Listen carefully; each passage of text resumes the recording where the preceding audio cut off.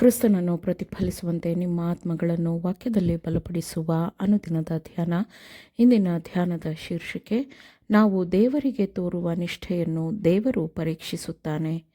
ಈ ದಿನದ ದೇವರ ವಾಕ್ಯ, ಇಸ್ರಾಯೇಲ್ ಮಕ್ಕಳ ಸಭೆಯೆಲ್ಲ ಕರ್ತನ ಅಪ್ಪಣೆಯ ಪ್ರಕಾರ ಅವರವರು ಹೊರಡುವ ಕ್ರಮದಂತೆ ಸೀನ್ ಅರಣ್ಯದಿಂದ ಹೊರಟು ರೆಫೀದೀಮಿನಲ್ಲಿ ತಂಗಿದರು. ಅಲ್ಲಿ ಜನರಿಗೆ ಕುಡಿಯುವುದಕ್ಕೆ ನೀರು ಇರಲಿಲ್ಲ. ವಿಮೋಚನಕಾಂಡ 17ನೇ ಅಧ್ಯಾಯ 1ನೇ ವಚನ. ದೇವರ ಆಜ್ಞೆಯ ಮೇರೆಗೆ ಇಸ್ರಾಯೇಲ್ ಸಮೂಹದವರೆಲ್ಲರೂ ರೆಫಿದೀಮಿಗೆ ಬಂದು ತಂಗಿದರು.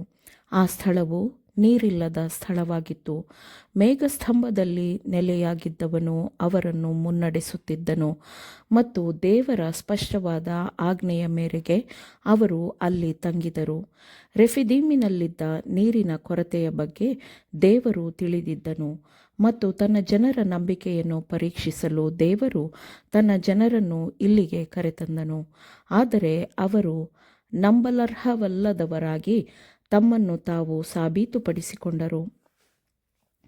ದೇವರು ತನ್ನನ್ನು ತಾನು ಅವರಿಗೆ ಮತ್ತೆ ಮತ್ತೆ ಪ್ರಕಟಿಸಿಕೊಂಡಿದ್ದನು. ತನ್ನ ಮಕ್ಕಳಾದ ಇಸ್ರಾಯೇಲರ ವಿಮೋಚನೆಗಾಗಿ ದೇವರು ಐಗುಪ್ತ ದೇಶದ ಎಲ್ಲ ಕುಟುಂಬಗಳ ಚೊಚ್ಚಲ ಮಕ್ಕಳನ್ನು ಹತಿಸಿದ್ದನು ಮತ್ತು ತನ್ನ ಉನ್ನತವಾದ ಕೈಗಳಿಂದ ತನ್ನ ಮಕ್ಕಳನ್ನು ಸೆರೆಯ ದೇಶದಿಂದ ಹೊರತಂದನು.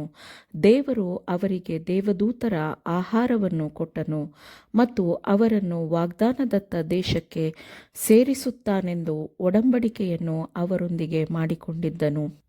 ಆದರೆ ಈಗ ಅವರ ಮುಂದೆ ಕಷ್ಟವು ಎದುರಾದಾಗ ಅವರು ಬಂಡಾಯವೆದ್ದು ದೇವರನ್ನು ನಂಬದೆ, ಮೋಶೆಯು ತಾವೂ ತಮ್ಮ ಮಕ್ಕಳು ಅರಣ್ಯದಲ್ಲಿ ಬಾಯಾರಿಕೆಯಿಂದ ಸಾಯಲೆಂದೇ ಐಗುಪ್ತ ದೇಶದಿಂದ ಹೊರಗೆ ಕರೆದುಕೊಂಡು ಬಂದಿದ್ದಾನೆ ಎಂದು ಮೋಶೆಯ ಬಗ್ಗೆ ದೂರು ಹೇಳತೊಡಗಿದರು.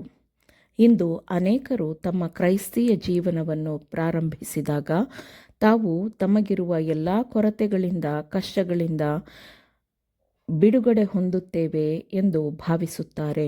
ಆದರೆ ಕ್ರಿಸ್ತನ ಶಿಲುಬೆಯನ್ನು ತೆಗೆದುಕೊಂಡು ಕ್ರಿಸ್ತನನ್ನು ಹಿಂಬಾಲಿಸಲು ಬಯಸುವ ಪ್ರತಿಯೊಬ್ಬನೂ ತನ್ನ ಅನುಭವದಲ್ಲಿ ರೆಫಿದೀಮಿನಲ್ಲಿ ತಂಗಿರುತ್ತಾನೆ.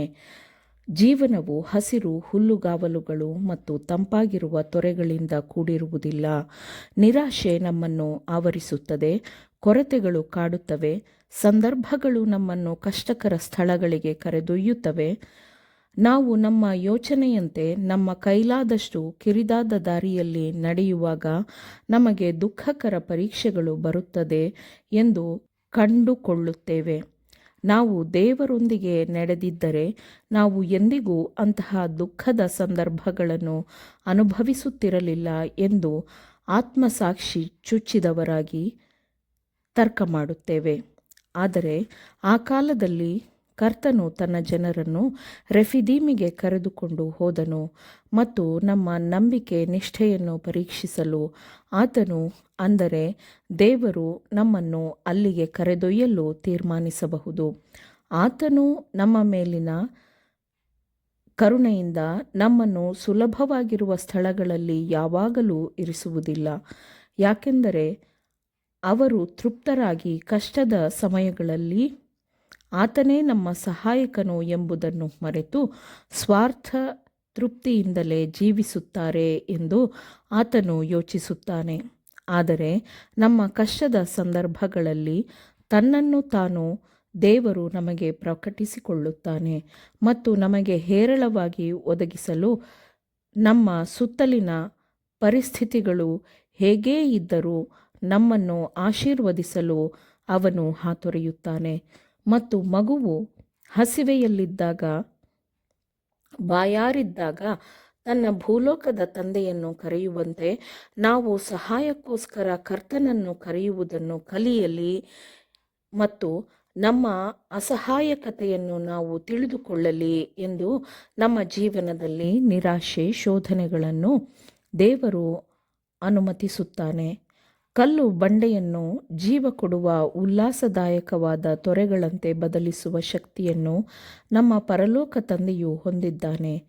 ದೇವರು ನಮಗಾಗಿ ಎಂತಹ ಹೊರೆಗಳನ್ನು ಹೊತ್ತಿದ್ದಾನೆ ಮತ್ತು ಮಗುವಿನಂತಹ ನಂಬಿಕೆಯಿಂದ ನಾವು ದೇವರ ಬಳಿಗೆ ಹೋದಾಗ ಆತನು ಇನ್ನಷ್ಟು ಹೊರೆಗಳನ್ನು ನಮಗಾಗಿ ಹೊರಲು ಸಿದ್ಧನಿದ್ದಾನೆ ಎಂಬುದನ್ನು ನಾವು ದೇವರೊಂದಿಗೆ ಮುಖಾಮುಖಿಯಾಗುವವರೆಗೂ ತಿಳಿದುಕೊಳ್ಳುವುದಿಲ್ಲ. ಆಮೇನ್. ದೇವರ ವಾಕ್ಯಗಳನ್ನು ಶ್ರದ್ಧೆಯಿಂದ ಆಲಿಸುವವರು ಮಾತ್ರವೇ ಆಗಿರದೆ ಪಾಲಿಸುವವರು ಆಗಬೇಕೆಂದು ನಿಮ್ಮನ್ನು ಉತ್ತೇಜಿಸುತ್ತೇನೆ. ಪರಿಶುದ್ಧಾತ್ಮನ ಸಹಾಯದಿಂದ ಆಲಿಸಿದ ನಿಮ್ಮೆಲ್ಲರಿಗೂ ಧನ್ಯವಾದಗಳು. ಮತ್ತೆ ದೈನಂದಿನ ಧ್ಯಾನಕ್ಕಾಗಿ ನಾಳೆ ಸಂಧಿಸೋಣ. ಆಮೇನ್.